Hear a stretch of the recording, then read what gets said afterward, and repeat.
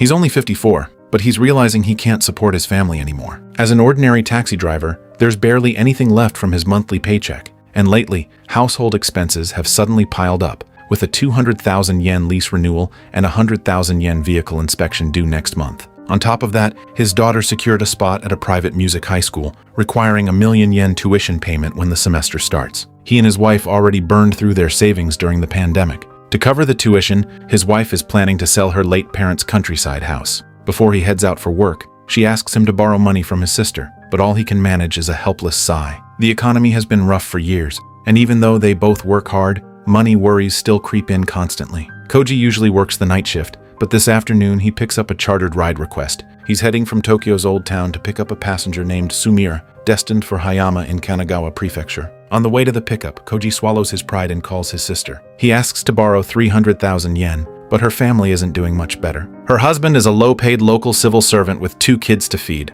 so there's simply no spare cash to lend. When the topic of sending his kid to music school comes up, his sister's tone turns critical. She points out that private music schools are for wealthy families, and forcing a child in without means isn't doing them any favors. Her judgment makes Koji angry, and he shoots back asking if poor kids aren't allowed to pursue music. The conversation ends on a sour note between the siblings. As for the tuition problem, Koji has to figure out another solution. He arrives at the designated spot, and the client is an elegant elderly woman. She's dressed impeccably with refined manners, carrying 2 suitcases packed from home. Maybe to break the ice, Sumire explains to Koji why she booked the cab. As she's gotten older, walking has become increasingly difficult. Even holding a kitchen knife feels strenuous sometimes, and she knows she can't keep living alone, so she found a nursing home in Hayama, where she plans to spend her remaining years. She chose a taxi because it allows her to change routes whenever she wants. Before moving into the facility, she wants to take one last look around the city she's called home for decades. The first place Sumire wants to visit is an unassuming alleyway. This is where she grew up, back when the neighborhood was bustling and lively. Her mother used to run a tiny coffee shop right here. She lost her father young and was raised solely by her mom, often helping out with chores in the shop. Sumire rambles on about stories from her childhood days, but Koji isn't in the mood to listen. His mind completely consumed by his daughter's tuition. He couldn't care less about some old lady's childhood memories. The taxi keeps rolling forward, and Sumire continues talking about her first love at 18. Back then, she fell for a Korean man working in Japan. He was tall, slender, and fair-skinned, and she was utterly obsessed, but the relationship didn't end well. It was 1953 when the man learned the war in his homeland had ended. Answering his country's call, he resolutely chose to return home. Sumire begged him through tears to stay, but he left without looking back. That parting was forever, and he never knew Sumire was already carrying his child. Sumire's past piques Koji's curiosity, and his cold demeanor melts as he patiently answers her questions. He even finds himself chuckling at her good-natured teasing. 笑うととってもいい男ね。もっと笑いなさいよ。難しい顔してないで。いや、今の世の中笑えることなんてありませんよ。腹の立つことばっかりで。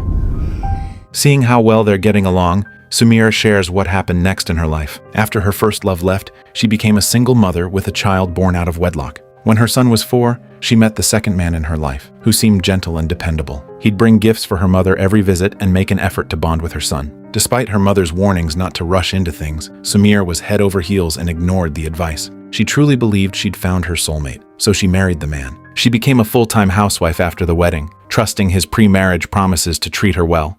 But it wasn't long before her husband revealed his true colors. He gave her barely enough for monthly expenses and refused to pay for their child's school lunches. そんな冷たい言い方して、あのことは嘘だったの? He'd come home from work and offer a hollow apology before demanding intimacy regardless of the setting. And whenever she refused his advances, he'd get physical with her again. Sumire thought she could endure it just to keep the family together. But her husband grew increasingly violent, eventually turning his dark impulses toward her son. One day while visiting her mother, she learned that during a recent bathhouse trip, her mom noticed bruises covering the boy's back. After pressing for answers, she discovered the man had been secretly beating the child with a ruler. The abuse had been going on for a long time, but her son stayed silent to avoid upsetting her. That night, Sumire bought sleeping pills and dissolved them in his alcohol. Once he drank it and fell into a deep sleep, she heated a pot of oil until it was scalding and poured it directly onto his groin. Many years have passed since then, but Sumire still remembers every detail of that night. Yet whenever she recalls his horrific state, a flicker of doubt creeps in, wondering if she went too far. In a daze, a vision of young Sumire appears in the car, gently touching her shoulder and firmly holding her hand. The younger woman's gaze is tender yet resolute, as if telling her it's finally time to let go of that painful past. Hearing Sumira's story about her husband makes Koji reflect on his own behavior. Thinking about how he treats his wife, he uses the moment Sumire goes to the restroom to call and apologize for his impatience that morning. His wife hadn't minded the earlier incident, but she gets noticeably jealous upon learning his passenger is a woman. 綺麗な人? おー、美人だよ。へえ、若いの? 85歳。They continue driving, and Sumire curiously asks about Koji's relationship with his wife. They were high school classmates, and he was the one who pursued her back then. Since he was decent looking in his youth, he won her heart without much effort. They were each other's first loves and have remained close all these years, though Koji often feels he's failed her. He admits his wife was very popular when she was young, and if she'd married a more capable man, her life would surely be much better now. But Sumire disagrees, insisting that if Koji told his wife that, she'd burst into tears, because Sumire knows his wife must love him deeply. Time passes slowly amid their chatter as they drive south through bustling Tokyo and cross the Tama River. Once they enter Kanagawa Prefecture, Sumire picks up the story of what happened to her husband afterward. In Japan back then, husbands beating wives and children was common, and domestic violence wasn't grounds for divorce. Wives and kids typically endured the abuse in silence. Sumire's defiance against domestic violence caused a massive stir in the community. She refused to plead guilty in court, drawing harsh criticism from the media at the time. During the trial, her husband twisted the truth, claiming he only hit her occasionally. But when the judge asked about his injuries, the man stammered and wouldn't say a word. この人は男性としての機能を失い、子供が作れません。これは世の中のために喜ばしいことです。被告人、発言を控えなさい。 Perhaps distracted by Sumire's bravery, Koji zones out momentarily and runs a stop sign. A traffic officer pulls him over to issue a fine. Just as Koji prepares to accept the penalty, Sumire steps in to save him, claiming she has a heart condition and felt sudden chest pain, which is why she urged the driver to rush her to the hospital. Sumire sounds incredibly sincere and shows great remorse, so the officer ultimately lets them off with a warning. Actually, Sumire wasn't entirely lying. She really does have a heart condition and got a pacemaker implanted years ago. By her calculations, the pacemaker battery has about 5 years left. Once that power runs out, her life will end along with it. As evening approaches, Koji receives a phone call from his daughter. Having heard about his route, she playfully begs him to bring back some cream puffs. The close bond between father and daughter reminds Sumire of her own son. She served 9 years in prison for attempted assault, and during the early years of her sentence, her son would frequently visit with his grandmother, but gradually his visits became less and less frequent. By the time he entered middle school, he'd show up with dark eyes cast downward.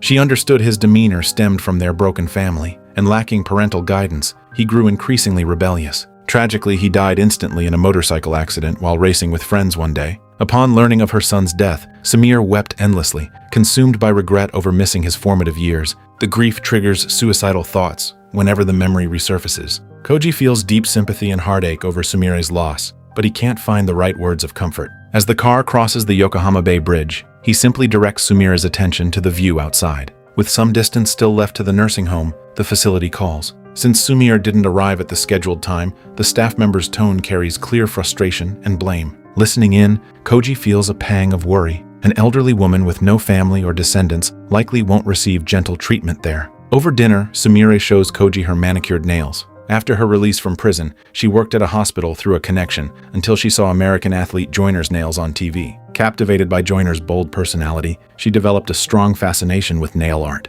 She eventually bought a ticket to America, working and studying there simultaneously. She endured many hardships in the US, but mastered her craft, returning home to start a nail business. Nail art was rare in Japan back then, so her business took off smoothly. After hearing Sumire's tumultuous life story, Koji opens up about his own utterly ordinary existence. He and his wife have lived decades without excitement, never traveling abroad or visiting many places domestically. At this point, Sumire proactively brings up the matter of Koji's daughter's tuition. Koji explains his daughter loves the clarinet and dreams of becoming a top-tier player. To support that dream, he's determined to send her to music high school despite their financial struggles. He insists he'll find a way to gather the funds, though he knows deep down the only option is selling his in-laws' inherited house. To thank Koji for sharing the meal, Sumire insists on paying the bill and buys a bag of cream puffs as a gift for his child. They stroll through the streets like mother and son, and perhaps remembering her late son, Sumire shyly asks if she can link arms with him. Koji doesn't refuse, extending his arm so Sumire can hold on to it.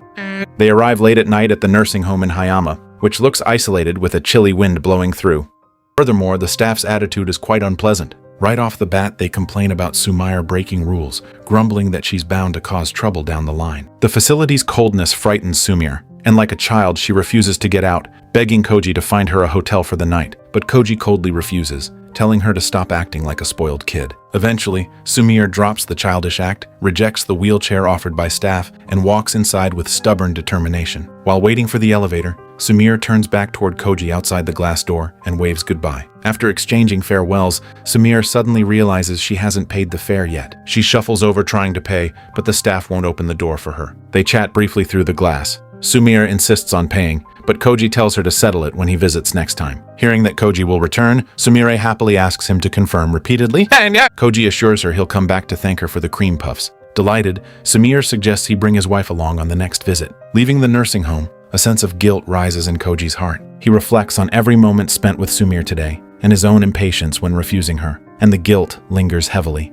Ultimately, he silently vows that next time he visits, he'll spend more time with her and treat her as kindly as possible. Back at home, Koji's daughter happily enjoys the cream puffs from Sumire, while his wife looks troubled. She complains he didn't collect yesterday's fare and worries aloud about upcoming expenses. She's decided to sell her parents' inherited house. Though it holds precious memories, she chooses to let it go to weather the storm with her husband. A few days later on the weekend, Koji and his wife visit the nursing home together. But when they explain their purpose, staff inform them that Sumire, having moved in just days ago, passed away 2 nights prior, leaving Koji unable to accept her sudden departure. She was chatting and joking with him just days ago, and they'd promised to meet again. How could she vanish so quietly? He rushes to the room where Sumire lived, but it's been cleaned spotlessly, with no trace anyone ever occupied it. And the promise he made that night to see her again is now destined to remain unfulfilled. Shortly after, Koji attends Sumire's funeral with his wife and daughter. Few guests attend, making the ceremony incredibly somber. Just as Koji prepares to leave, an old friend of Sumire's stops him, a lawyer. He reveals that Sumire left a letter for Koji, currently held at his law firm. Koji takes his family to retrieve the letter, which contains words Sumire wanted to share, along with a check for 100 million yen. Before passing, Sumire liquidated her nail business and real estate, leaving this sum as both her final fare payment and a heartfelt parting gift filled with warmth. This is the 2025 film Tokyo Taxi, a story of mutual redemption between a struggling middle-aged man and an elderly woman. Sumire redeems Koji by sharing her life story, offering him a fresh perspective on his own predicament. Alongside the massive inheritance, she bestows upon him invaluable spiritual wealth. Through a life marked by both suffering and triumph, she tells Koji, trapped in a midlife financial crisis, that hardship may be temporary or lasting, but with resilience and courage like hers, the clouds will eventually part to reveal brighter days. Meanwhile, Koji redeems Sumire by becoming her final listener and companion as she approaches life's end. Hers was a magnificent life, yet beneath that grandeur lay profound loneliness. Losing her father young, enduring a marriage destroyed by abuse, sacrificing her youth to prison, and losing her son severed her last blood tie, creating an emotional void deep within her bones. So as her life's candle flickers out, the accomplished woman needs no further achievements, but simply a witness to hear her story through to the end. Koji listens quietly to her entire life and silently accompanies her through her final journey. And his listening presence serves as the simplest form of care. It is the most basic yet most powerful end-of-life compassion.